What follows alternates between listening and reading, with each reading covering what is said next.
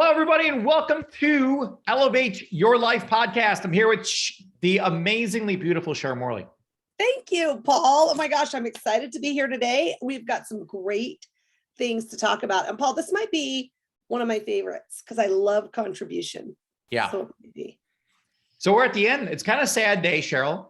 There's no crying. Cheryl, we're establishing some standards for the Elevate Your Life podcast. And we said, rule number one is no crying. We have a firm rule on that. But it is sad, Cheryl. Today is the last day of the 15 Laws of Growth. It's just been a fantastic series. If you missed any one of these shows, I can't encourage you enough to go back. And this should be the first book you ever read. So good. I absolutely loved it. And I'll just say this, Paul, we do have a hard rule on no crying unless we do. And then we might change the rule. Just saying, just in case, you never know. You never know. We're making this hardcore, Cheryl. All right, that's fine. I'm good. I'll run over to my Find a Fabulous and cry. Yeah, Find a Fabulous group. Ladies can cry together. All right, we will. So what we've done here is Cheryl and I have decided to dedicate Thursdays to elevate your leadership. So we're elevating your whole life, but Thursdays is leadership day because we really feel that leadership is everything. I mean, if you want to run a great business, want to run a great house, have great relationships, you want to have a great life. You want to have a great life. It's leadership. Really? Yeah. So Cheryl and I consider ourselves lid lifters. And what we mean by that is there's a lid on everyone's life. There's a lid on everyone's business. And you're not going to break through that lid until you become better. And when you become better, then your business becomes better. Your family becomes better. Everything becomes better when you become better. So you becoming better has got to be the start. And so the whole point of this law is growing yourself enables you to grow others. That's true. If you don't have it, you can't give it away. Let's just say it right there. I mean, that's always really stuck out to me. And I love that saying. And I love this whole idea of becoming better for the sole purpose of helping others, right? I love it. That's really what I feel like. That's really how I am living my life. And that really is how I've always wanted to live my life. Absolutely. And it shows, Cheryl. You just have always been working on growing yourself and contributing to other people, which brings us to the topic of the 6 human needs. So here at Elevate Your Life, we're pretty firm on these 6 human needs, and everyone has these 6 needs. So it's not like, I don't have that need or that need. We all have all 6. The difference between people is the order they put them in. And I've been a huge advocate for a very, very specific order, which is growth number 1.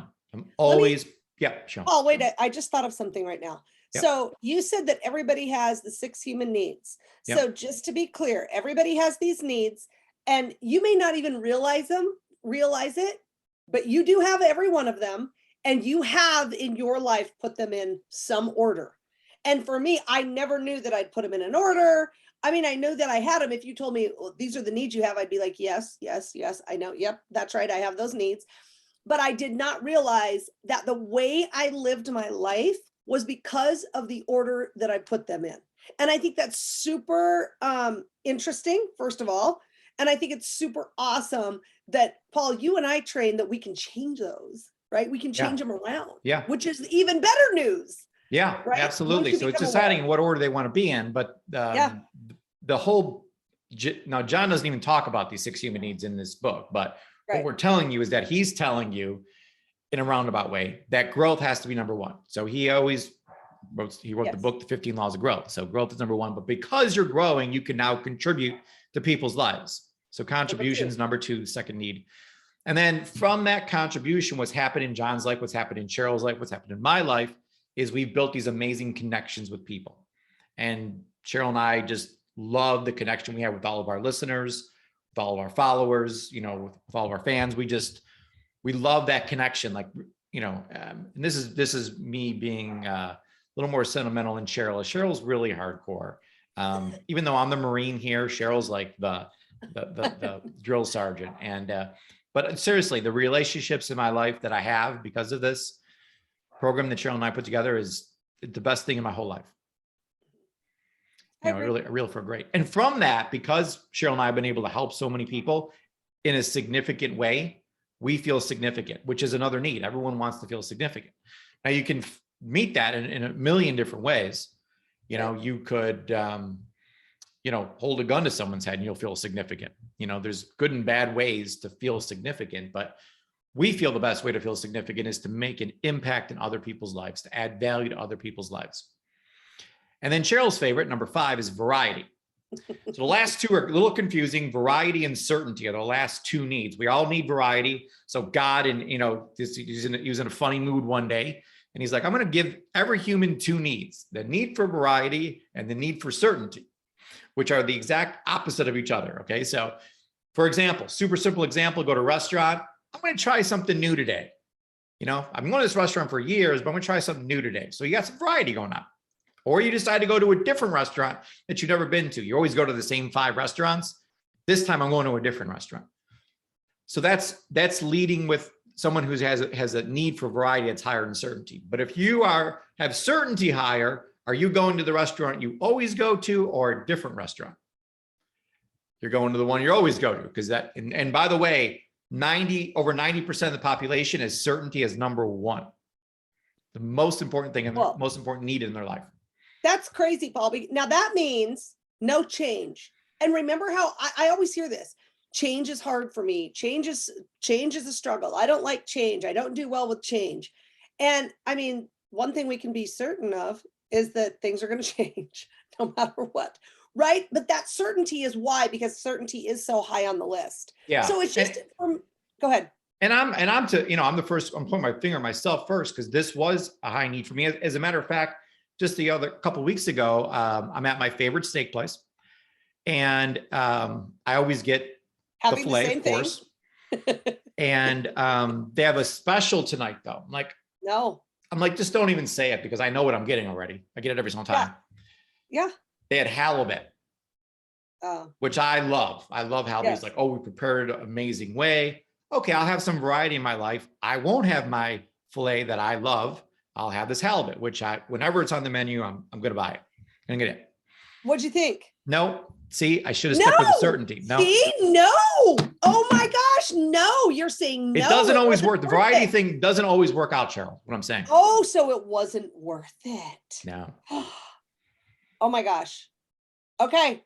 So I have variety really high. I'd like variety to be number 1, but I've been working really hard on not having variety be number 1.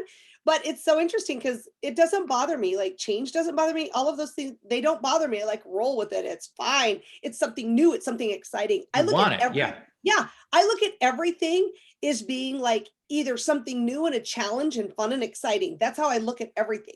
So I think, but that being said, I think that I find a lot of variety, Paul, in the things that I do, right? You do. We were just texting yesterday about what we're eating.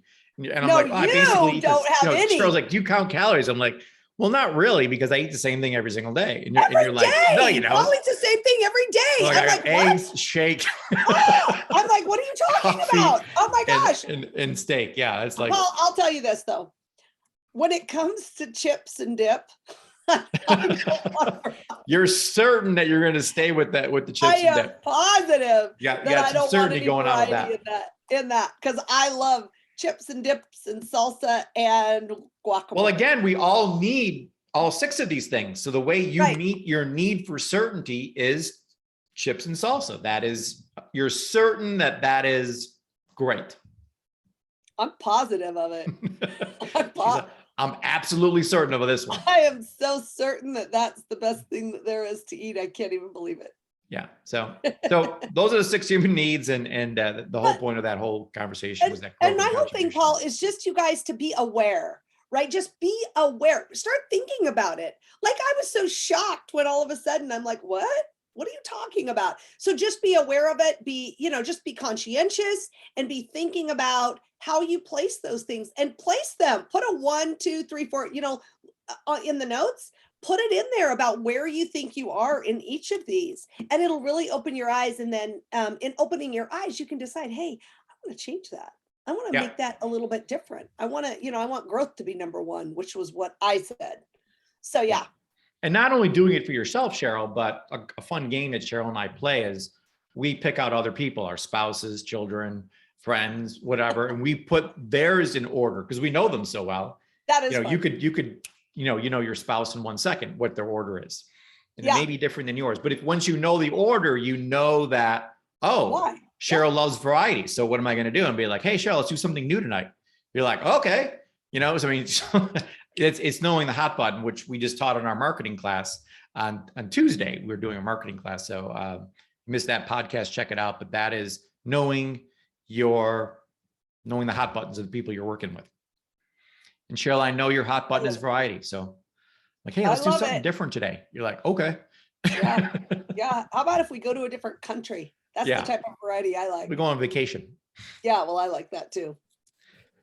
Cheryl, talk to us about success or failure that happened today.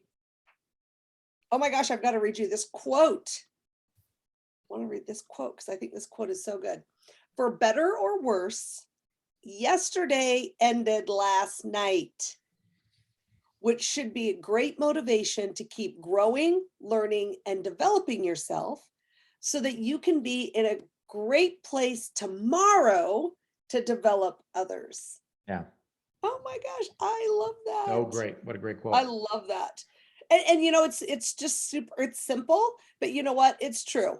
No matter if you're having the best day of your life, it was over last night, right? If it was yesterday that it happened. But guess what? If you're having the worst day of your life, yesterday, it was over last night. And so just to remember that, it's so awesome. Absolutely. And asking the question, what am I doing? This is something you really want to think about. What am I doing to add value to other people? And Cheryl, I really believe, and I know you're going to back me up in this one, that out of all these needs, people really can vibrate with this law of contribution. We all want to feel like we're contributing in some way. I know you're big in your church, and just the main focus is helping other people, contributing to other people's lives, and not making about yourself, but what can I do for others? Absolutely. And you know what? It's always this. If you're not feeling well, there's a couple things you can do. Write in your journal about the things you're grateful for and get into service, helping someone else. I mean, like those are the two big things that you can do. And I love that, Paul. I mean, I love the question, right? Because we need to be asking ourselves different questions throughout the day. And this one about what am I doing to add value to people is so good. And I love Benjamin Franklin. I love Benjamin Franklin anyway, but he asked himself these two questions every single day. The first one was, what good shall I do today? So that's the first thing he asked himself when he got up. What good shall I do today? And then at the end of the day, then he asked himself the question, what good did I do today? And I love that. If you're struggling to write in a journal, which I always struggle writing in a journal, but if you are, then just ask yourself those two questions. One in the morning, spend 5 minutes writing about that, and then one at night. Ask yourself that other question at night. What good did I do today? It's going to be amazing, I think, for you to look back and see all the good that you do. And I think if you're asking that question in the morning to yourself, then I really believe that God will put opportunities in your life for that to happen. Absolutely. It may seem like, well, I don't even know what to write. I don't know what good shall I do today. But when you sit there for a few minutes and think about it and pray about it, those thoughts will come into your mind, and it'll be the best thoughts you had all day. And then to go through your day executing those things. And then at the end of the day, the satisfaction of saying, what good did I do today? And be able to write about those things that match what you wrote in the morning is even better. Yeah. It's just a fantastic way to live life. So I love that part of this chapter. John also talks about, in order to do more, you have to grow more and become more. So, it's really, to add value to other people's lives, you just got to continue to grow and become more. So, John works a lot on himself, big into reading, big into personal growth, and then big into contributing. So he sold over 30 million books to people. So he's touched a lot of lives with his knowledge, and it's all because he grows. So we don't actually come on this podcast and just start talking. We do a lot of personal growth. I mean, we're coming from reading all these different leadership books and things to, and all the experience that Cheryl's had for the past 25 years in leading a huge organization.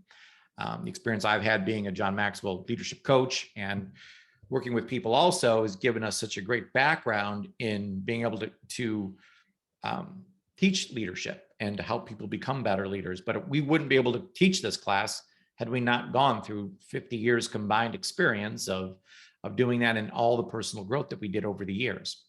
Yeah, I love what John said, that when people ask him, John, what's your best book? And he's like, the one I'm writing right now. The one I'm writing right now, yeah. And they're like, really? And he said, oh, absolutely. And he said that if he didn't feel like that, he would stop writing. Yeah. So it's always about the one he's writing. It's always about the contribution that he's working on right now to give to us. And I love that. I believe that we live our lives the same way. And I love that. Yeah. I mean, people ask me all the time, Paul, what's elevate your life? Like, I don't get what the heck you're doing over there. I'm like, well, it's super simple. The base premise of the whole thing is to make today better than yesterday. Yep. So I always say that today is better than yesterday, but not as good as tomorrow is going to be. Mm-hmm. That's my favorite saying. So same thing goes with the book. Of course, this book I'm working on now is going to be better than all the others because we're elevating, we're going up. We're not going down. We're always making bigger and better things, and we have more wisdom. So Cheryl, let's close out this podcast by talking about the 4 convictions about contribution that John went over in this book here. Yes, and they're so good. So the first one is everyone has something to give. And I love that, Paul, and I really agree with that. And if you don't think you do have something to give, well, you're wrong. Sorry, because you do. And it doesn't, and I love that he said, it doesn't have to be money. It doesn't have to be, it can be anything. And he gave that wonderful story of that gentleman who came and asked him if he could run some errands for him. And I just thought that was so fantastic. And he blessed his life, right? And I love that we all have different experiences and learn different things from those experiences. And so never think that you are not of great worth and of great value, because you are, and you can do so much to help other people. I really believe that. Absolutely. And the flip side is also true. So I've always felt like I got something I'm of value and I can add value to people. The thing that I struggled with a lot in my life was understanding that other people could add value to me, because I'm like, that person doesn't know anything. Why am I even going to sit here and have this conversation?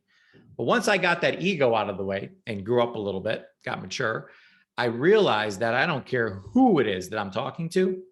I always learn something from that person.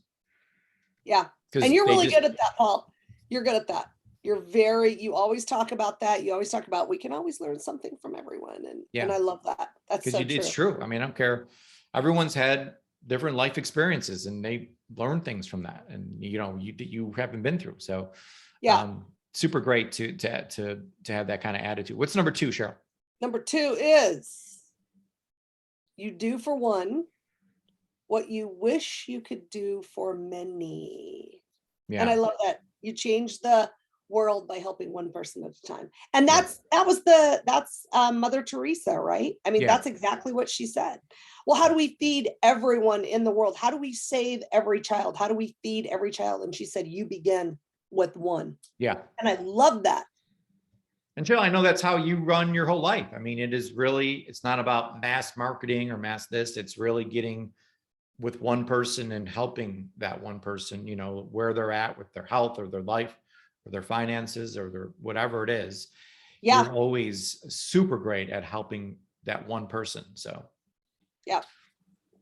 What's number 3? Number 3 is be the first to help. And I love this. I think that's who you remember, I guess, is the way I should say it.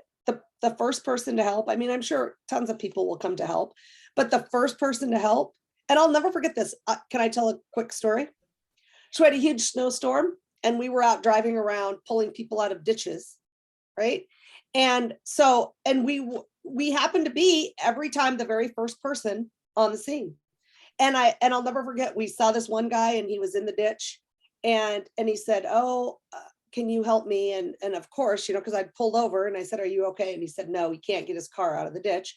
And it was snowing and it was so cold. And he said, "I have my wife and my baby in the car. Can you please help us?" And so I said, "Absolutely." So I didn't have a tow rope, so I had to run to the neighbors, get a tow rope, come back. I said, "I promise you I will come back." And so we came back, and he, you know, then he was just so grateful or whatever. But then I'm not the one who pulled him out with my car, because I'm like stopping other people, get over here and help or whatever. But he said, "I'll never forget you because you're the very first person that stopped to help us." And I'm like, "Oh, hey, that's absolutely right." And then listen, not only that, but you can get other people to help in the journey too, along with you. If you can't quite, you know, do what you need to do. That's exactly what happened. I'm like, "Excuse me, huge truck, you stop. I need another truck over here, you stop." Right. And so, and I love that. But I think that that's what happens when you are the person to very first step forward, is that is who you remember. That's who I remember too. I'm the same exact way. Yeah. Well, I think it's a great quality that both you and I have, is that, you know, act first kind of mentality, because we've been involved in a lot of businesses, Cheryl, and we have seen people sit on the sidelines. You know, they're all waiting. Everyone's waiting for something. Like Cheryl and I don't wait for nothing. We're just like, let's go. You know, we go, and then people follow, you know, so you want to be the first person to step up and take that action. It's a yes.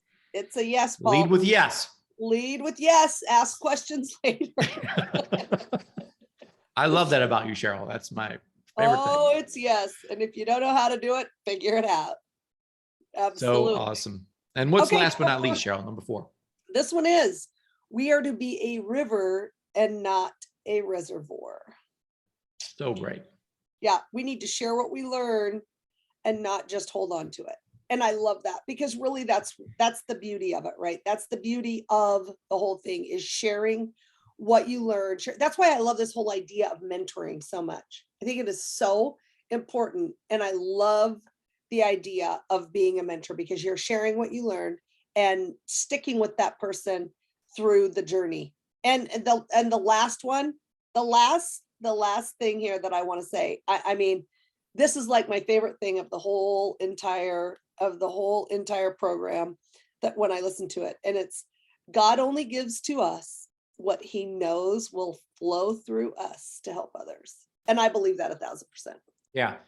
Yeah. I don't, you know, Cheryl and I don't believe in accidents. We don't think it's an accident that you're listening to this podcast right now, because we believe that God, and whatever you believe is your belief, but what we believe is that God put this there in front of you, because, and only the knowledge that you need, which is the knowledge in this podcast, is you needed this, and it's going to flow through you, and you're going to use this to help others and change lives by understanding this law of contribution. So, you know, we always give glory to God first. We believe that all the things that we've received, you know, even just meeting John Maxwell and having him in our lives has been like a humongous blessing. I mean, holy cow. But, you know, the reason why he's come into our lives is because God put him there, and everything that he has taught us is flowing out right now onto this podcast and onto you, so that you can grasp a hold of these concepts and apply them to your life and help others. Yep. I agree. So love it, love it, love it. All right, great. Well, that is the end of this series on the 15 laws of growth. Next week, Thursday, we're going to pick up and start a new series on my favorite topic. So we go back and forth on who gets to pick the topic. So the next topic is about challenges. I love it. Yeah. You're not going to grow without them. You're not going to grow without challenges. So we're going to I wish we could. We're going to teach you as a leader how to overcome everyday challenges that are facing every single leader out there right now. And it'll be a great series. So I'm looking forward to that next Thursday, Cheryl. Me too. Cannot wait. All right. Awesome, awesome, awesome. Everyone keep elevating your life, and we'll talk to you next week. Bye.